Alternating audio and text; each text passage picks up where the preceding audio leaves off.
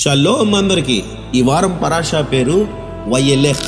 వయెలెహ్ అంటే మరియు అతను వెళ్ళాడు. ద్వితీయోపదేశకాండం 31వ అధ్యాయము 1 నుంచి 30 వరకు ఈ పరాషా భాగం ఉంటుంది. మోషే గారు తన మరణ దినాన్ని సమీపించినప్పుడు ఆయన ఇశ్రాయేలు ప్రజలతో, నేను 125 ఏండ్ల వాడనై ఉన్నాను, ఇక మీదట నేను వచ్చుచూ పోవుచూ ఉండలేను అని చెప్పడం మనం చూస్తాం.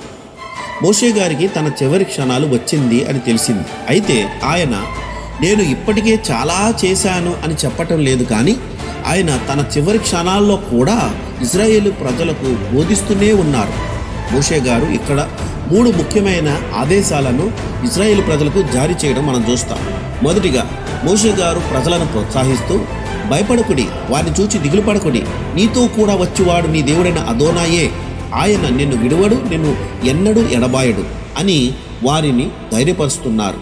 ఎందుకంటే కొన్నిసార్లు దేవుడు మనకు దూరంగా ఉన్నట్లు అనిపిస్తుంది. ఉదాహరణకు, ఒక్కొక్కసారి తల్లిదండ్రులు తమ పిల్లలను విడిచిపెడతారు. అది తమ పిల్లలు వ్యక్తిగతంగా నిలవబడి బలపడాలనే అలా చేస్తారు, అంతేగాని విడిచిపెట్టేయాలని కాదు. అదేవిధంగా దేవుడు కూడా మన నుండి దూరంగా వెళ్ళిపోయినట్లు మనకు అనిపించినప్పటికీ ఆయన మరుగై ఉండి మనల్ని నడిపిస్తారని గ్రహించాలి, అంతేగాని మనం విడిచిపెట్టేశారన్నది కాదు. ఇక రెండవది, మోషే గారు ప్రజలందరికీ ఇలా చెప్పారు.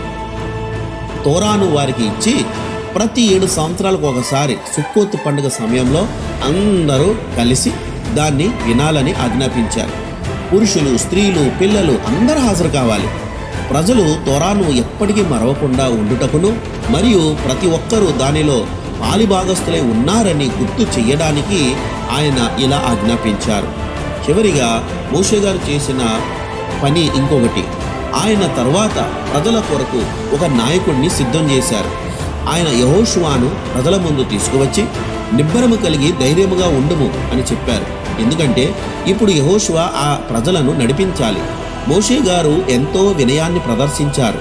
ఎలాగనగా అతడు తనకివ్వబడిన అధికారమును గట్టిగా పట్టుకొని ఉండలేదు, కానీ తన అధికారాన్ని ఆశీర్వాదములతో యెహోషువకు అప్పగించారు.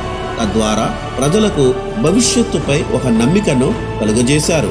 కాబట్టి ఇందులో నుండి మనం నేర్చుకోగలిగేది ఏమిటంటే, కొన్నిసార్లు నేను ఇప్పటికే చాలా చేశాను, ఇది సరిపోతుందిలే అని అనుకోవచ్చు, కానీ మన చివరి శ్వాస వరకు మన పని పూర్తి కాదు.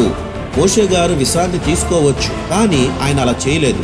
ఆయన మరణించేటంత వరకు ప్రజలను ప్రోత్సహిస్తూ, వారికి బోధిస్తూ, వారిని సిద్ధపరుస్తూనే ఉన్నారు. ఆయనను మనం ఉదాహరణగా తీసుకొని మనకు లభించే ప్రతి క్షణాన్ని మేలుకోరి పరులను బలపరచడానికి, భవిష్యత్తును నిర్మించడానికి, అందరినీ ప్రోత్సహించడానికి చివరి శ్వాస వరకు కొనసాగించాలని ఇందు మూలంగా మనం నేర్చుకోగలుగుతాం. అందరికీ షలోమ్.